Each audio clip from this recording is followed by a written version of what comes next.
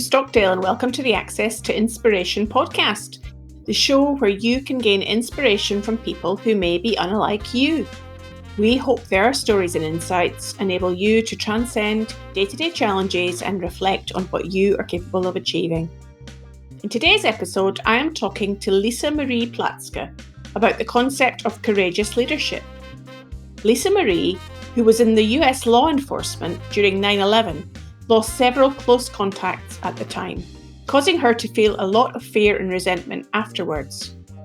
And after attending a retreat, she realised she had to make different choices in how she saw the world and have the willingness to open herself back up again after seeing such trauma and anger and hatred. That took courage, and its theme is what we explore in today's podcast. Welcome, Lisa Marie, to the podcast. It's great to have you here. Thanks so much, Sue. I'm excited about our time today. It's lovely also to speak to a fellow coach. We've both been in this for a long time, many years, and I'm particularly interested in the topic of having an impact on others as part of our conversation today. Perhaps I can invite you to take yourself right back to the start of your career, because I think you started out working in the US Customs Service and maybe not making the impact that you wanted to have. Tell us about what happened then. Thank you. Yes, I did. I started off in United States federal law enforcement in the US Customs Service. And I was so excited because I was a criminal justice degree major and I had gotten an opportunity to be in a career in something that I had gone to school for. And I can't tell you how many times I talk to people who actually go to school and never end up going and getting a job in that particular area. I thought it was going to be like TV is the truth. I thought I was going to be one of Charlie's Angels. I thought it was going to be something where I had the opportunity to make this positive impact and this difference. And I found that the government and working for the government and the job that I was going to be doing was very different. I ended up in piers with little rats running around them and shipping containers, and I expected the mahogany desk with my name on it, and that didn't come either. They were sort of metal desks that had 3 legs instead of 4, and just a whole lot of things that were not what I had in my mind and the impact that I was going to make in putting on the uniform.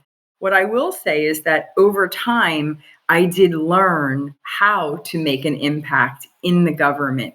It's just that there was such a disconnect early on between what that looked like. And despite the reality not living up to your expectations in the early stages, what made you persevere then and continue on working in that space? I suppose as a kid, I loved superheroes. And I love the idea of truth and justice. And my heart virtues are mercy and justice and protection. And so this idea of strapping on the Wonder Woman cape, if you will, there was something about it that felt like law enforcement was a way to make a difference, to be a good guy, in air quotes. And so I stayed because I really did believe in the badge and what it stood for. I mean, I had these credentials, Sue, that said, this officer possesses integrity. And I thought, isn't that fascinating that like this body, this agency certifies people to have integrity? There was something mind-blowing about it to me. So there was this larger than life mission, it seemed, in saying yes to that and wanting to make an impact, not just externally, but also internally within the people that I met in the agency.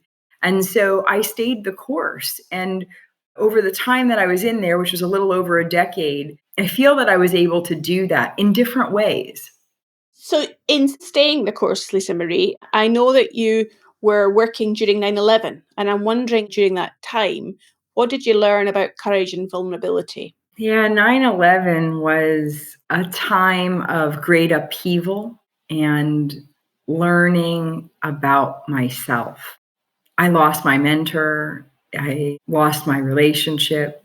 And it was like standing at a crossroads. Like if you can imagine just literally standing there and going in one direction to a place of anger and resentment and fear for a very long time, or taking the road perhaps less traveled and finding a place of forgiveness and peace.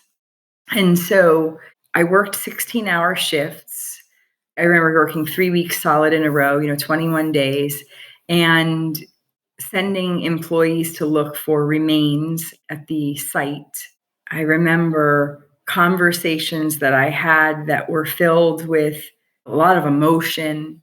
And so standing at that crossroads and recognizing that if I don't find a way to see the good in humanity, if I don't find a way to see the good in others, then it'll be a really lonely existence. But that alone took a great deal of courage, because what if I was wrong? What if really at the core, human beings really weren't all that good? What if me sharing things about myself and being open and vulnerable created more harm or got me hurt? Like, there were a lot of questions in that time that felt monumental. And I am so deeply grateful that I took that road less traveled. And it's actually work that I've been able to bring into companies and into my one-on-one coaching, because I discovered at that moment how important courageous leadership is. And it's a whole other brand of leadership, not one that doesn't have fear. It's not fearless leadership. It's courageous. It means that the fear is still there. You just simply have the ability to continue walking the path to the final destination, to making the impact and being a force for good on the planet. So that was, for me, the elements that I really scooped from 9/11 and found that it was the gold that allowed me to transmute into who I am today. And I can sense by just the way you're describing the experience and the learning that you gained from it that it isn't an easy path to take. What helped you to find the courage? Was it something that you did alone? Were there other people there to support you? Because I observe that many people these days are faced with difficult situations where courage is really what's required, and sometimes they shy away from moving forward and utilizing that courage. Yeah, that's a great question. I don't know that I've ever shared this, Sue, like this piece. I had been somebody who relied very heavily on my faith and my belief in a force greater than me. And I had gotten away from any sort of beliefs because of some of the things that I saw. And there was something that I saw, I'm sure was placed there for me, right? Like, it's not like it was happenstance or something like that. Something that I read, and it was an invitation to attend a retreat. And I thought, I really need this. There's just so much that I'm giving and I feel depleted, and I'm going to sign up for this.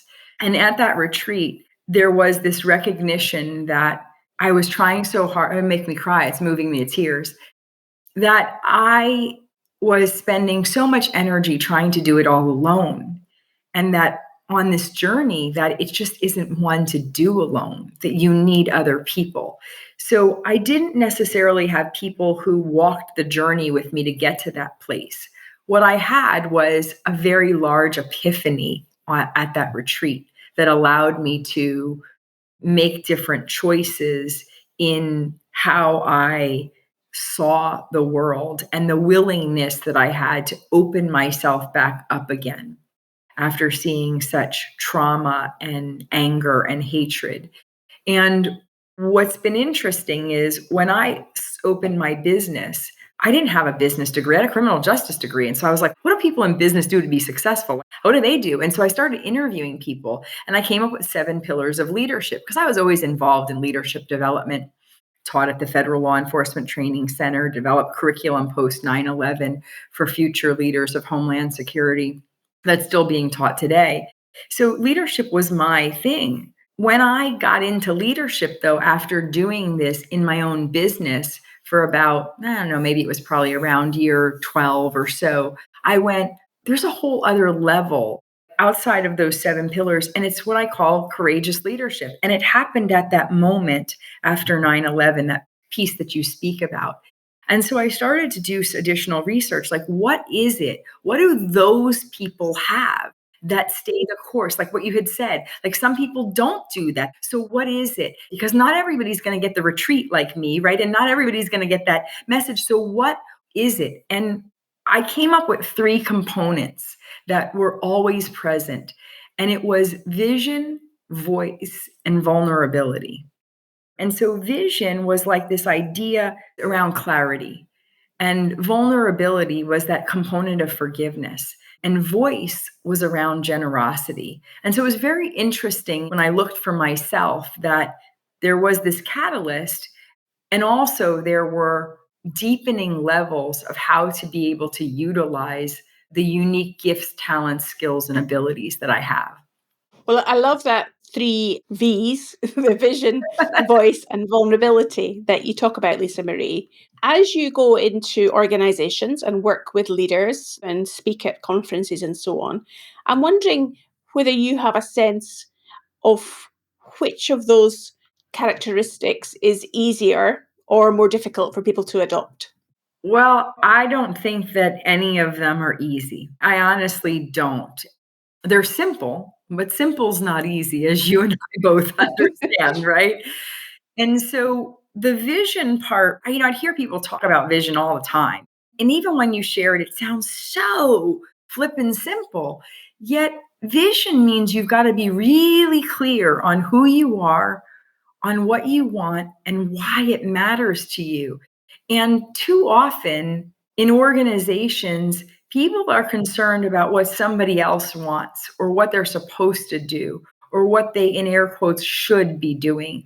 That to truly get to the heart of what's yours to do and what's yours to be called to do and who you are based on that and why that matters to you means there are a lot of people walking around doing things they really have no business doing in organizations. And I just had a client yesterday on a group coaching call, and she said, I got this opportunity and it came from my boss's boss. And it was like, and we want to promote you. And she said, and I'm already doing part of the work. But what I got really clear on from doing coaching with you is that's not my next step. And if this were 2 years ago, I would have been like, well, of course, because they offer it and it's more money and it's the next thing, but it's not my next thing. There's something else for me. And I don't know that to have that clarity of vision that most people really do what they want to do. And then with vulnerability is like truly allowing your vision to come to life. That's what vulnerability is, so that you forgive yourself for anything you've done and you're able to forgive others. So there's no attachments that you have. I read something the other day that said the first to forgive is the bravest. The first to forget is the happiest. And I thought, yes, exactly. Like you're not carrying this stuff. And so that's not easy. And then when you look at the last one, voice, people get behind where your heart lies, not your knowledge. If they don't believe that you're somebody that cares about them, most people aren't going to give you their very best. What does research show in the Gallup poll? People give you about 80%. And that's been pretty standard research over the last, I don't know, maybe 20, 30 years. So if that's the case and people are not willing to give you all of you because they don't believe, what does that take? Well, it takes being wildly generous. I'd say that even for myself, there have been times in my life where I've thought I was generous, but I was only generous up to a point. That's not real generosity. So none of these are easy, Sue. Not. Well, you're making that really clear by how you're describing what those things are in a little bit more detail, Lisa Marie. So it's making me think then about how do you evaluate your impact? If you're working with leaders on these things, what's your measure of success for you? Measure of success for me, I believe in health, happiness, success, and meaning. I like to do things both the art and science, I will say. I like the fact that there's an art to how things get done. And yet at the same time, what you're asking is people want metrics. Like, how are you measuring it? Like, they want to see it. And when you're talking about things as nebulous about vision, and when you're talking about things that are not quantifiable, measurable, like money in the pocket, or then how do you do that? So there's a chart that I use that I'll have clients go through. And it is exactly what you're talking about. It's looking at when you look at your own health, your own happiness, your success, and your meaning, being able to measure that from a scale of 1 to 5 in how it's increased over the past 3 months, 6 months, year, and then to be able to identify what that is. I have clients look at that. I myself look at that for me. At a bigger scale level, the fourth pillar in my 7 pillars of leadership has 7 areas of well being. And those are physical, emotional, intellectual, spiritual, financial, relational, and work and creativity. And what I find is that when you have people start off and you ask them to give themselves a grade, I do this for myself, A, B, C, D, E, F, G, whatever, to be in that space and go, how am I performing? What is my performance? And what I find interesting is that oftentimes when I go into an organization and I ask questions like that, people will, when they're comparing themselves to the team, will often score themselves higher than the team as a whole, like as an individual, which is fascinating because I always say, how could the team be failing, but you're succeeding? How is that happening? Yet when I ask people in a one-on-one coaching session, that is oftentimes more self-flagellation and more, seeing themselves as really seeing all the things that they're not doing well. So I like the idea of whatever system you look at, whether it's areas of well-being, whether it's health, happiness, success, and meaning, whether it's influence, impact, and income, looking at it and saying, from where I've been yesterday, am I 1% better? Am I just 1% better in those areas? And so that's what I do. And sometimes the answer is no. Sometimes, yep, I did not honor yesterday's learnings. And sometimes it's, yeah, I am. And that's the greatest accomplishment. Sometimes the celebration that people want in the impact that they want is a lot simpler than they realize. Ralph Waldo Emerson wrote a poem called What is Success? And the last sentence of the poem says, to know one life has breathed easier because I have lived. This is to have succeeded. So that's impact to me. Where my thinking's going with what you said was around the variation in people's perception when they're doing it in a group versus doing it individually, which then led me to think about competition and how people perceive themselves. So we have that dynamic of competition that you often find in a team and a group. And then another quality that you describe is about servant leadership. And perhaps there's not an element of competition if you're being a servant leader. So how do you encourage leaders to let go of that competitiveness and truly embrace this idea of servant leadership? So what I speak about is co-creation. So can you be in the co-creation of something? And rather than looking at option A or option B, my idea, your idea, looking at what's the third option. What's the third one that we don't see? What's the one that you don't see and I don't see? And the only way for us to see it is for you and I to co-create something together. And so that is interesting because when I was in the government, I remember that my boss and I, we were working on something and we created a system that I thought was brilliant. And it was going to affect another department. So my boss meets the other department and they sit down and they share their idea. And their idea is terrible. Okay, terrible. And it's not going to work. And I'm like, this is crazy. So my boss starts talking about our idea.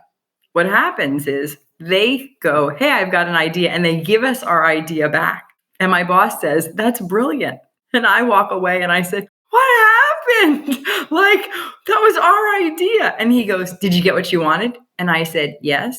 And he goes, what do you care about where it came from if it's truly what's best for the organization? And I went, oh, I got it. What we're looking for is what's the greatest service for all. And so competition is a great thing. I love competition. You wouldn't have business. You wouldn't have small businesses. You wouldn't have individual rights and freedoms without it. Competition is brilliant. And competition, when it gets in the way of the highest and best good for all, becomes dangerous to humanity. And so that's what we're speaking about with servant leadership. And I know that in your heart, from all the work that you've done in companies, that that's what you're speaking about. And so to get people to look at, is there a third option on the table? Am I really in a space of looking at what's best for all? Am I somebody who's truly willing to ensure that no one gets left behind? Am I doing that? And so that takes a bit more energy. It takes a bit more work. It takes a bit more of a willingness to look at different perspectives. Sometimes I have to pull people in who think completely different than me. And I'm sitting there going, this is ridiculous. These people are crazy. And yet, what comes out of it by my willingness to be in that discomfort is magical. So here's the thing then, Lisa Marie. Rather than me ask you the questions, I'm wondering, what is the third space here? What is it that we're not talking about or exploring that would really enrich this podcast conversation? Look at you, Sue. And that's really the inquiry, is constantly being in that inquiry, like, what is it? What's not being said? What's being hidden? What else is there that is important to be heard and to be noticed and to be seen? And I think that you just did it. I think you just did it beautifully, which is by you going, okay, so I'm the host of the podcast, but I'm taking off my podcast host hat right now. And I'm going, what do we do to be of the greatest service? And I'm taking off my hat here as a leadership expert and going, what is it that I can do to be of greater service and just simply be student instead of teacher? And what does that look like? And by modeling that, I believe that we give people an example of, hey, what if you're in a situation and you're the one that's the in charge person, and you made the decision, the conscious choice to go, okay, I'm going to take that hat off.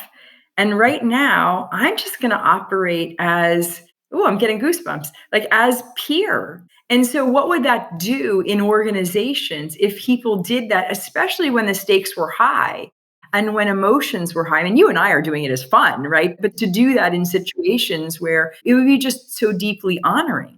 And I think I ought to fess up to the listener as well that it was uncomfortable for me to even ask that question. So I felt the goosebumps, the butterflies in my stomach, thinking, oh, this is a bit sort of out of the norm. And yet I trusted the process that it would take us to a different level of conversation. So I acknowledge, even in this moment, it's not an easy thing to do. And yet I hope that's of value that we've even gone down this road in the conversation. Yeah, the courage, right? The courage that it took to even go there. Yeah. Thank you. So, as we kind of wind up the conversation, Lisa Marie, if there was one hope that you would offer to our listener that they could take away with them and reflect upon, what would be the hope that you would have for them? The saying that I use often is, the world needs you and your brilliance. And I'll have people ask me, is that your like marketing slogan? Is that your tagline? And it's no. The world needs you and your brilliance came from this recognition that everyone has gifts and abilities and talents and experiences that the world needs. And if everybody went out and did what they were called to do, then the world would be very different. And so the world needs you, the world needs me, the world needs every single person listening to do their part in order for something new to be created, something better than what is, regardless of how good something is. And so that's my hope. Well, there's not much to say following on from that, Lisa Marie. I've got goosebumps just listening to you express that hope for everyone listening. If they do want to find out more about you and the work that you do, how might our listener do that? Best place to find me is Upside, UPSIDE, and the word thinking, THINKING.com. Fantastic. I've really enjoyed our conversation together, Lisa Marie. I've stepped out my comfort zone. We've explored some new things together, and you've shared a lot of really valuable and insightful wisdom with us today. So thank you so much for your time. Thanks, Sue. This has been a lot of fun. Thank you. I loved what Lisa Marie said about courage is taking action in spite of fear, not in the absence of fear. And if you enjoyed the podcast, then please leave us a review on Apple Podcasts. We'd love your support to help us spread the message and inspire more people. So please share the episode on social media or tell a friend about it. Remember, you can find out more about the impact this podcast has by downloading our impact report from the website. Just go over to accesstoinspiration.org and then go to the blog section and you'll find it there.